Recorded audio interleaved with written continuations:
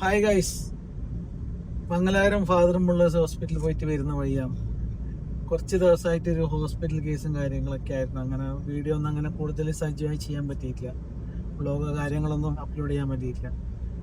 അപ്പോൾ ഇന്നിപ്പോൾ നമ്മൾ ഉമ്മാൻ്റെ കണ്ണിൻ്റെ ഒരു ഓപ്പറേഷനുമായി ബന്ധപ്പെട്ട് ഹോസ്പിറ്റലിൽ പോയിട്ട് വരുന്നതാണ്.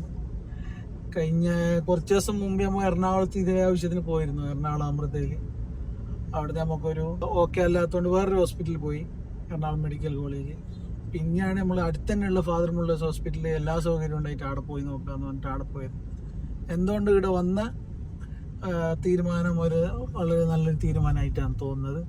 കാര്യം എന്താ വെച്ചാൽ നമ്മളെ ഉമ്മാൻ്റെ ഒരു കണ്ണ് ഉമ്മ കാണിക്കട്ടെ, അവസ്ഥ ഇല്ലാലോ, ജസ്റ്റ് ഒന്ന് കാണിച്ചു. അങ്ങനെ ഉമ്മാവുണ്ട്, നമ്മളെ പെങ്ങളുണ്ട്, മൂത്ത പെങ്ങളുണ്ട്, ബ്രദറുണ്ട്, അനിയനാണ് ക്യാമറമാൻ. അപ്പോൾ സംഭവം എന്ന് വെച്ചാൽ നമുക്ക് ഈ ജീവിതശൈലി രോഗങ്ങൾ, ഷുഗർ, പ്രഷർ, കൊളസ്ട്രോൾ ഇതെല്ലാം വരുമല്ലോ. അപ്പോൾ അത് കുറച്ചെങ്കിലും നമ്മളെ കൺട്രോൾ ആയില്ലെങ്കിൽ ബാധിക്കുന്ന ചില ബുദ്ധിമുട്ടുകളാണ്. നമ്മളെ കയ്യിലുള്ളതല്ല പലതും.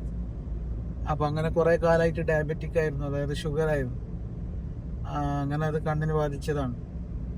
അപ്പോൾ ചിലപ്പോൾ നിങ്ങളെ വീട്ടിലെല്ലാം ഇങ്ങനെ പ്രായ ആളുണ്ടെങ്കിൽ നമ്മൾ ഈ ഷുഗർ കണ്ടിന്യൂസ് ആയിട്ട് അങ്ങനെ കൺട്രോൾ ഇല്ലെങ്കിൽ നെക്സ്റ്റ് ഒരു നല്ലൊരു ഹോസ്പിറ്റലിൽ പോകുന്നതാണ് എപ്പോഴും നല്ലത്. നമുക്കും ഇത് മുമ്പേ ചിലപ്പോൾ ധാരണ ഉണ്ടെങ്കിലും സാഹചര്യത്തിൻ്റെ ചില ബുദ്ധിമുട്ടുകൾ മൂലം പോകാൻ പറ്റുമെന്ന് വരില്ല.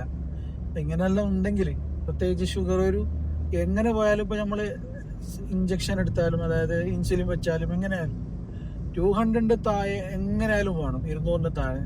അതൊരു 160 താഴെയാണെങ്കിൽ നല്ലത്. ബാക്കി ഡോക്ടേഴ്സ് പറയുന്ന പോലെയാണ്. അപ്പോൾ അങ്ങനെ നമ്മൾ കൺട്രോൾ ചെയ്തില്ലെങ്കിൽ വരുന്ന പ്രശ്നങ്ങളാണ് ഇതൊക്കെ. ഇതിപ്പോൾ നമുക്ക് അൽഹംദുലില്ലാ നല്ലൊരു ട്രീറ്റ്മെൻറ്റ് സ്റ്റാർട്ട് ചെയ്തെന്ന് വിചാരിക്കുന്നു.